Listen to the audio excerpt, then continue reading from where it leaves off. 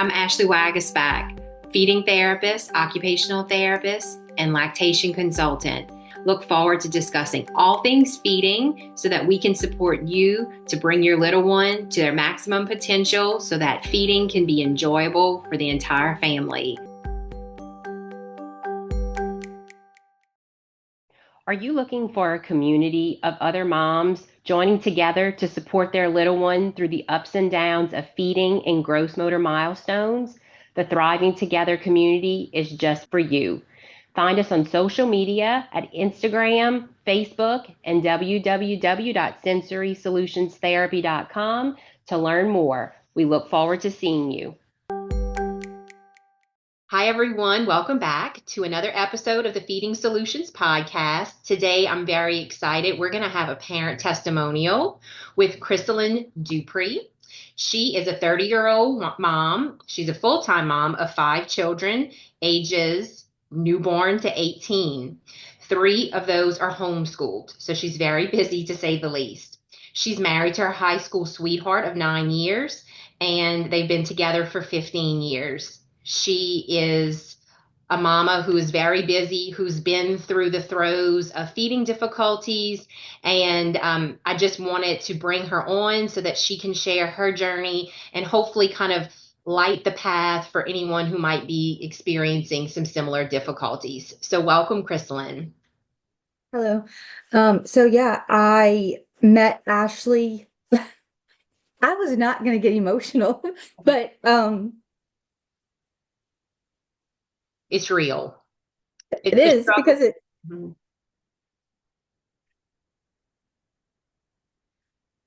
I had my first. So a little backstory, so no one gets confused. My 2 older kids are actually my younger brothers, who we got in 2015 after my mom passed away. So Bo and Aiden, which Bo is now 18 and Aiden is 12. We got them in 2015, so it's been 10 years, which is insane. And so those are my older 2. But whenever I had my first little girl, and I can go into when we first got them, I did not know what being a parent was, and I listened to a lot of outside advice. But I only feel like that set me up for, by getting them and not knowing what a parent was or what I was supposed to be doing, because I was navigating grieving my mom and also trying to figure out what is a parent. Am I a sister? Am I a mom? Like, what is this? And so I feel like early on, I learned to kind of quiet the outside noise and not really listen to all of the negative comments, because my gosh, there was a lot. But I met Ashley 7 years ago after I had my first little girl. She was born at 35 weeks, and I had all of these plans of what birth was going to look like for me. I was a planner, and I was going to have a birth photographer. I was going to have a birth photographer. We were going to go all natural. Like, it was all of these things planned right. And none of those things happened. We struggled for years with infertility and were told we would never have biological children. And both my husband and I have male and female infertility. But we got pregnant for my first. And like I said, we had her at 35 weeks. And she was an emergency C-section. I went to the hospital because I was in preterm labor, and she was having heart decel. So we tried doing the natural thing. It just didn't happen. So we did go through with emergency C-section. She was 6 pounds and did not want to nurse. And I remember that was the one thing that even throughout fertility, like struggling with infertility and not knowing if I would ever be able to have a baby of my own, my body ached to want to breastfeed. I always thought that was so crazy, because people would tell me, well, maybe the reason your mom passed away was so that way you would have a family by me getting my siblings. Wow. And so in my mind, there's a lot that has gone on in my life, and everything has always happened for a reason. And so for a while there, it was kind of like, okay, maybe this was God's way of like giving me that family that we wanted. And so, and that kind of put me at peace with that.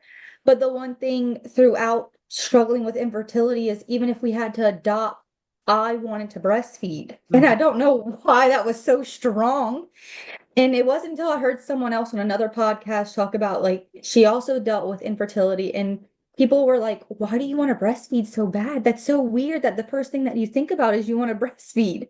And it is like you think about it, and still to me, I'm still kind of like, why was that such a strong pull for me to want to breastfeed?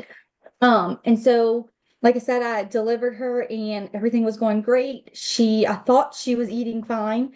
But then her blood sugars were dropping. So we had to do the whole S&S thing, which if you're not familiar with that, you have to take a tube I was able to pump milk, thankfully.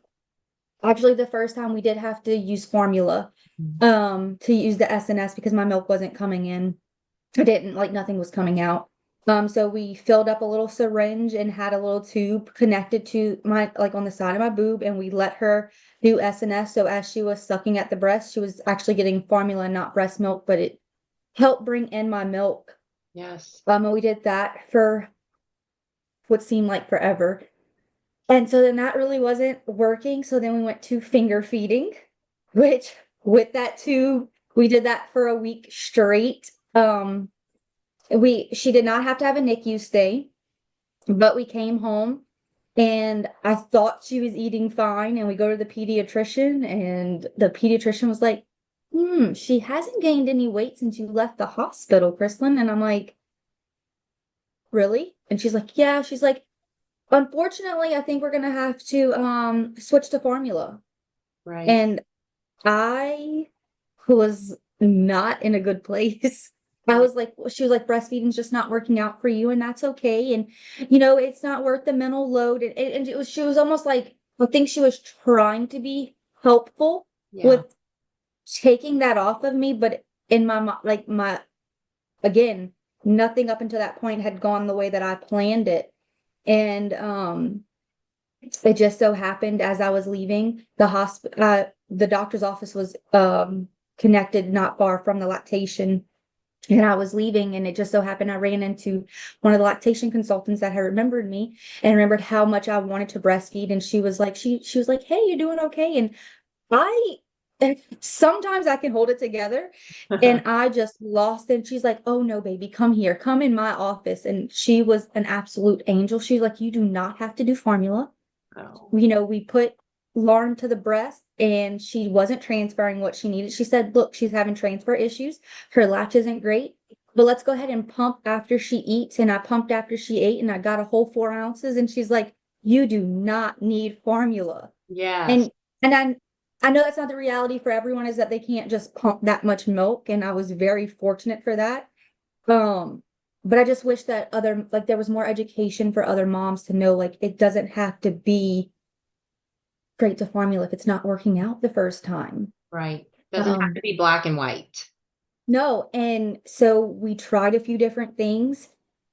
And so she still wasn't transferring milk. And Candace was kind of like, look, her latch is looking decent. It's not, but again, she was 5 weeks early. Yes. So we gave it those 5 weeks of getting her, we did S&S. I was pumping, and I really don't feel like I was up every 2.5 hours pumping, because I have the personality. I'm kind of, whenever I get something in my mind that I can control, and thinking back to that time, with my first, I couldn't control the way my birth went. I couldn't control when I had her. Nothing around her I was able to control, but I knew that I can control how much milk I took out of my body.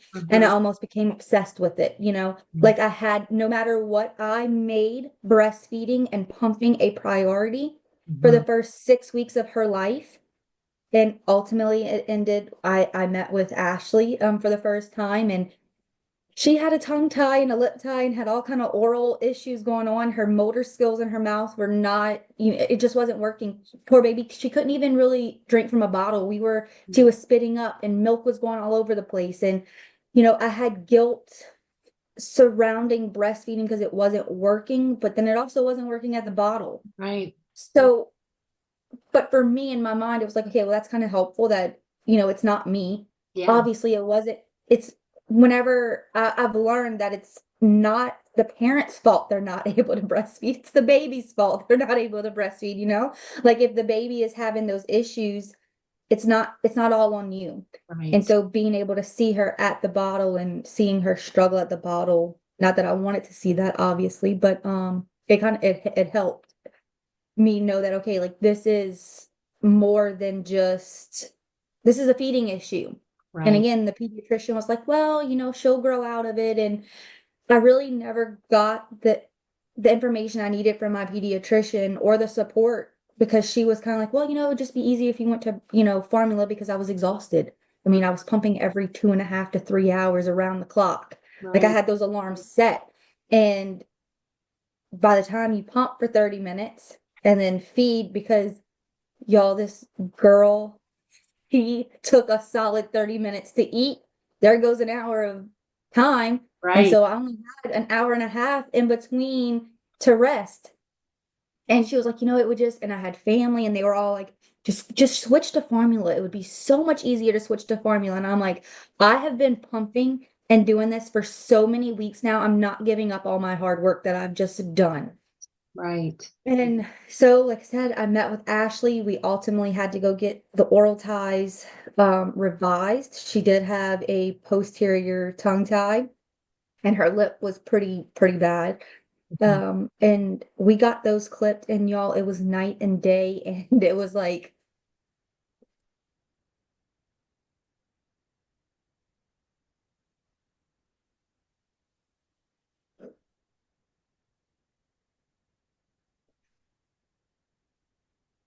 I don't even know how to explain it, because I worked so hard to get to that point. And she latched on, and I'm telling you, she went from transferring a half an ounce, which was only my letdown. She was only getting my letdown, to transferring a full 3 ounces in 15 minutes. She was drinking from my breast way faster than she was from a bottle. And it was like, I wish parents knew, get over that hump of the struggle in the beginning. And then after that, it was like a breeze. I'm telling you, I mean, obviously we had the stretches and that was not fun. And we had occupational therapy, which it was hectic and it was time consuming. But in the end, all of that time that I spent saved me time. It saved me time in the end. Whenever I had to leave the house, I didn't have to pack up bottles and pump parts and all of those things. It was just, I grabbed my baby and my diapers and my wipes and we went. And I'm like, this is what I wanted. And so it was, like I said, I don't know, it was getting over that hump of like, wow, we're finally doing this. It was like a breath of fresh air. And it was the first time after having her that I was like, wow, something is finally going right and I got this, Yeah. It was, but it only set me up for the next time. I struggled with her because, again, this was 7 years ago for her. And I feel like there still wasn't a whole lot of education when it came to breastfeeding. So I still had a lot of people in my ear telling me, well, you shouldn't get her tongue tie revised. It's overly done and it's a fad and it's this and it's that. And it's not like, why would you put your baby through that? And so again, I had my own internal struggle with, am I doing this for me or am I doing it for her? Right. Am I being selfish because I want to because I want to breastfeed? Am I being selfish and putting my daughter through this pain? But then I would go back to, but she can't even drink from a bottle. Right. It's not just about breastfeeding, because I can pump and I can do this. Like I got down a routine. I got a little bit quicker. I had 9 sets of pumping parts. So I could pump 8 times and have that 9th one, throw all those pump parts in the dishwasher. And, it wasn't I wasn't having a hand wash. So I was like, we can do this. I'll just pump. But then it became more, she was still struggling at the bottle, even at 6, 7 weeks old. And Mm-hmm. so at 8 weeks old, we finally got her tongue revised, and night and day difference. And so again, that only helped me for the next baby. When I had Landon and I was like, oh my gosh, this kid in the hospital, he opened his mouth really wide and he latched on. And I'm like, hallelujah, thank you, Jesus. We have a baby that's latching. And then I get home and I have a blister on my nipple. And I'm like, okay, because I wasn't going to check inside of his mouth because I said I was not going to be whatever. I wasn't going to be, what's the word? I wasn't going to be, I don't know. I just wasn't going to be hyper focused on anything to do with that. If he latched on, we were going to be great, but I knew what to do. And the first thing I did was I called Candace and I called Ashley. I was like, I think I need an evaluation. There wasn't even a second thought. It was like, I know what I have to do and this is what I'm doing. And I don't care what anyone says. Um, I actually, we have to pay everything out of pocket for everything. And I'm like, before we get pregnant again, we have to have a set aside money for occupational therapy, the chiropractor, and lactation. Those are the three things, like those are more important to me than, and I don't want to, I don't know how, those are just as important to me as a pediatrician appointment. Right. Like if feeding is just as important as a pediatrician, if not more important, because I need my baby to be able to eat. And I'm going to make it a priority. And I did make it a priority for all of my kids to breastfeed. Right. Because I needed that. They need that. It's what for my mental health, I needed to breastfeed. That's what was best for us because I don't know why. Like I said, for the past 10 years, it's always been something that I wanted to do and I knew that I could.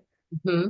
It was not easy. My goodness. Yeah. And Well, and just a note on that, that it's so important.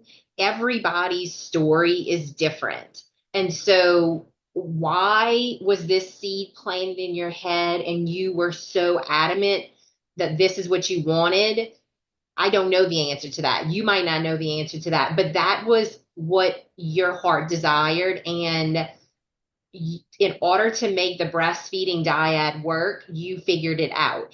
And that's what's the beauty of all of this, because every story of success looks a little differently. Working with parents who say, I'm happy. My heart is happy if I can provide my baby with breast milk. I am fine pumping and providing it through a bottle or whatever it is. So I feel like in that sense, there is no pressure. Like it has to look this way or that way. It's a dyad. It's a mom baby working together. And if one part is off, it does have an impact on the other. So through all of that, that's what you're trying to figure out. That's why you have lactation on board. That's why pulling in chiropractic care and then, bringing feeding therapy in. It's so important because we're looking at all aspects of that dyad.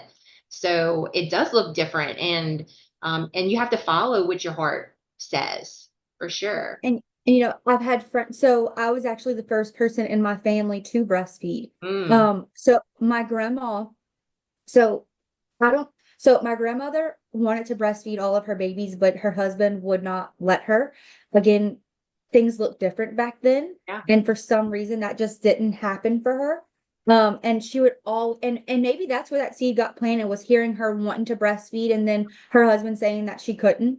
And I could remember her talking about that whenever I was younger. And so that was something that sat with her it probably still does sit with her, that she never got to breastfeed her babies. And then my mom, the only thing I ever heard her talk about was wrapping ace bandages around her so that way milk wouldn't come in. She didn't want to breastfeed. Mm-hmm. And my mom passed away before I could have kids to have those conversations with her. But I've had cousins who tried to breastfeed and like, oh well, the baby got the colostrum, so that's all I really care about, and went on about their whatever. And I've had friends who at the same time, so one of my friends, she got pregnant. We were pregnant around the same time, but she had her baby 6 months before I did. And her baby latched on great. That was her third baby, but first baby that she breastfed, latched on great. Everything, never had an issue. It was like beautiful. And then here I was struggling. So it was like, why me again? Why me? You know,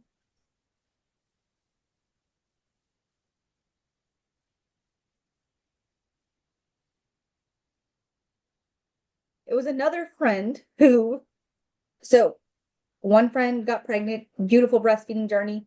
I got pregnant, hard time. It ended beautifully. Like, I'm so incredible. Like, how I think the gratitude I got from myself and how proud I was of myself from sticking through it.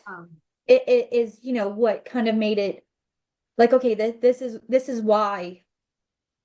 And I don't know. I feel like I have to go through trials and things like that to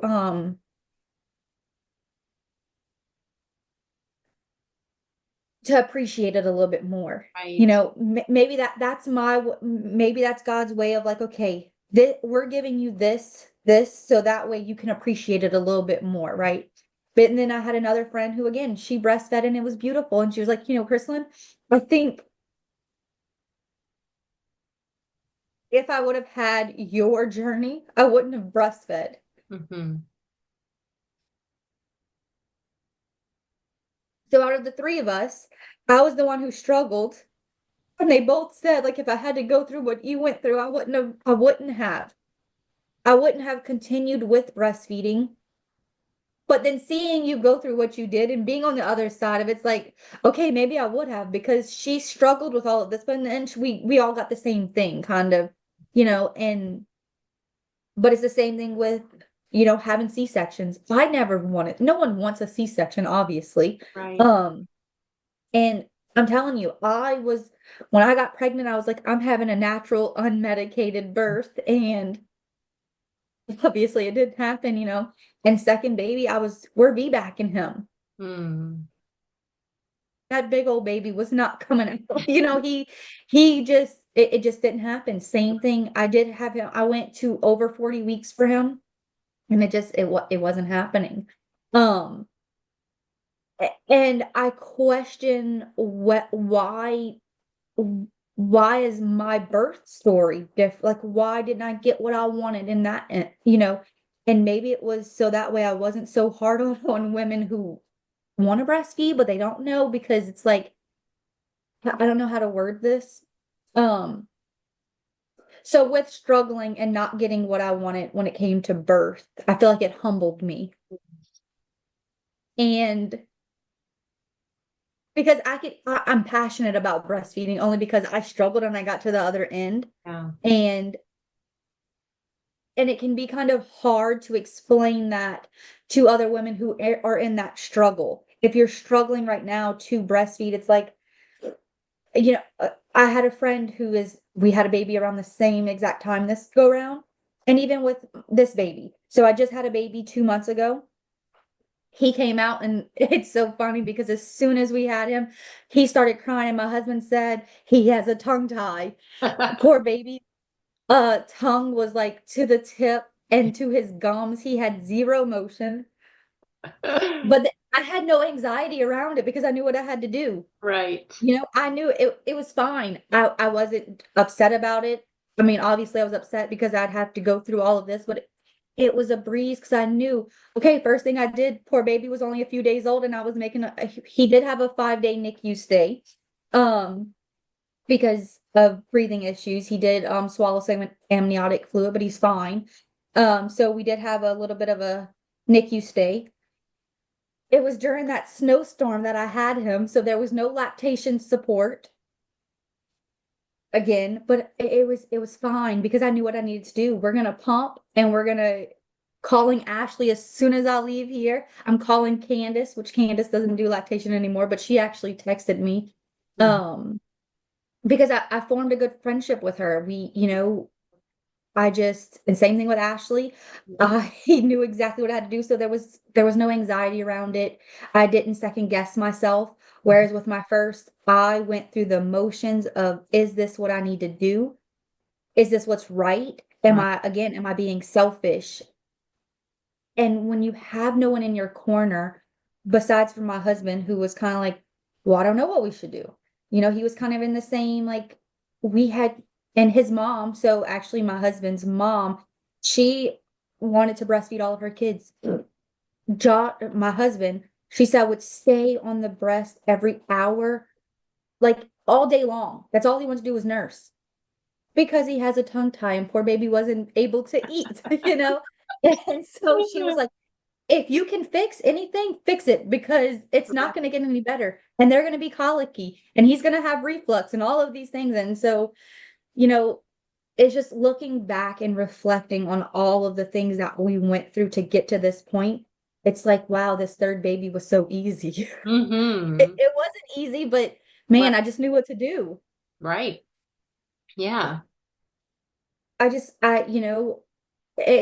So I don't know. I just wish I could hug every mama who is in the middle of it and tell them it's going to be okay. And that if you make breastfeeding a priority, if you have any doubt in your mind, or if you are wanting to breastfeed it, if that's what you want, make it a priority and Mhm. let your family know, your husband, your kids, like all of them, let them all know. And I get that it seems selfish in the beginning because I've been talking to a few other moms who had a baby around the same time as me. And, the one girl, no one in her family's breastfed, and they're all like, well, your milk's not fatty enough anyways. And when your baby gets to about 6 months old, you're going to have to supplement. So what's the point? Your kids are getting neglected because your baby's always at the breast, and all of these negative comments. And it's like, or what do you tell your other kids while you're breastfeeding? Like, how do you explain that to them? How are they not confused? Well, there's nothing to be confused about because I'm just feeding my baby, and they all know that, you Right. know. And so it's never. I don't. I've had multiple people ask me, how do I explain to my older kids? Because again, I have kids from 18 to newborn. Mm-hmm. The 18-year-old, when he comes over, it's just normal for him because he's then seen me nurse two other kids. And that's another thing that I struggled with that I didn't even think about. That was like, well, I damage him by nursing in front of him when I had my first. Like, Right. Yeah. like, again, he was my brother. And we had that brother-sister relationship because he was 12 whenever he came with us. And it was like, am I gonna damage him? And it's like, no. Because I remember the first time I seen someone out in public breastfeeding, and I thought it was the craziest thing. Like, why is this woman nursing in public? And Mm-hmm. I thought it was crazy. Again, I was like 16. So, but for him, it's normal. So Mm-hmm. he's gonna see another woman or in public breastfeeding, and he's not even gonna think twice about it. Right. It's not even gonna phase him, you Mm-hmm. know? And Mm-hmm. same thing with the other kids. It's It's it's just, just normal for them. it is. It's no normal than giving a baby a bottle. Mm-hmm. Although my 4-year-old did go around asking everyone in the house to see their nickels to see if they were big enough to feed the baby. And I'm like, that's not how it works, son. That's beautiful. I love it. I love it. Yeah. So yeah, it just I think your story is so beautiful. I mean, you have done this 3 times and it's looked different each time. And absolutely. you have you've changed, grown, and you are a testament of what empowerment looks like and advocating. And that's why I felt like you were just the perfect person for this interview because I see it so often where it's like, why are you finally here? And it's like, well, I knew about feeding therapy, or this is something that I was interested in, but then so and so said that's foolish, or it. So for all of like the positive that's pushing a family in a good direction, one little bitty negative comment puts a seed of doubt, and then it puts the brakes on. And so I feel like the value that you can bring is going to help so many parents kind of just cut through the noise that they're hearing Yeah. all around them. So as far as like just some maybe top couple of tips that you would like to impart on parents who are kind of dealing with this? What would you say would be It's your helpful? baby. Mhm. Stop listening to everyone. You Mhm. know, and I hate, and I'm gonna say this, your pediatrician is not a feeding therapist, like it is not a feeding specialist. And if you are wanting to breastfeed, see a feeding specialist, see a lactation consultant. If you are struggling, get that pump out, start pumping so that way, you have that as a backup and your milk supply doesn't drop. That Mhm. was important for me. Don't wait until um weeks down the line. If your baby's struggling to eat at the breast, more than likely your baby's going to struggle at the bottle. And even if they're not struggling at the bottle, well, now you're probably, in my mind, it was like, okay, will we deal with reflux? Will we deal with having to change formulas? Will we have to deal with all of these things? And so, patience with yourself, Yes. stop doubting yourself. You know what you're doing. Yes. Get in with a feeding specialist, see a lactation. All of these things are, like I said, just as important as a pediatrician.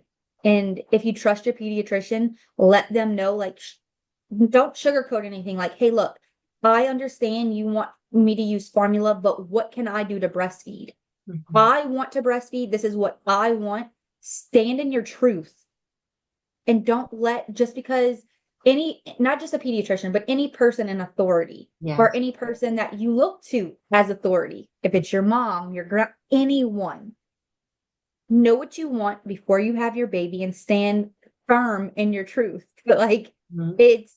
and it took me a while to learn that from my first and reflecting on, having my first to now, it's like, wow, the empowerment that I've gotten. It's like I was scared and I had so much doubt and I didn't know if I was a good mom. Like I had so many crazy thoughts when I had my first versus my third now. It was like there was nothing stopping me. It was just nothing. There was no doubt in my head. Mhm. I mean, I still had the doubt was, is this gonna actually happen again this time? Like, are we gonna be on the other side of hard? You know? Mhm. And if you're in the season or you have people who are telling you where your other kids are getting neglected, yeah, in those first couple of weeks, they probably are getting neglected, no matter if you're breastfeeding or bottle feeding. And it's just the reality. Yeah. Don't, breastfeeding is not to blame for everything. Right. Because now that we are exclusively nursing and we're not having to do all the crazy things, guess what? I'm walking around while I'm holding him on my boob and doing all of the things, and he's nursing like a champ. Mhm. And so there's more time because he eats in 15 minutes and that's all there is. 15 minutes of at the breast, and then that's it. There's no bottles to be washed. There's no formula to be mixed. And Mhm. again, if you're but also don't be hard on yourself if you have to use formula. For sure. Like, Yeah. you know, I yeah, it's just I don't even my train of thought just left. Yeah, But no, yeah, it would work. patience. And yeah, and everybody's going to look differently. And so we want baby to be fed first and foremost, whatever that's going to look like. And like you Yeah, said, a lot of times babies who are struggling at the breast, it's not going to look great on the bottle. And so just because maybe you choose not to breastfeed because it's difficult doesn't mean that you don't need to seek support from a feeding therapist if your baby is solely bottle fed, because more than likely there's things that need to be worked on anyway. And we surely right. want to get to the root issue. Root issue. Right. Yeah. And so, yeah, patience with Yeah. yourself. Yeah. Patience with yourself and stop listening to grandma. Not really, but Oh, yeah, it's just the outside noise could get, and it's so, I don't even, there's no way to fix that. I don't know. It's just, I don't think even, even knowing that with my first, I don't know how to get rid of that doubt.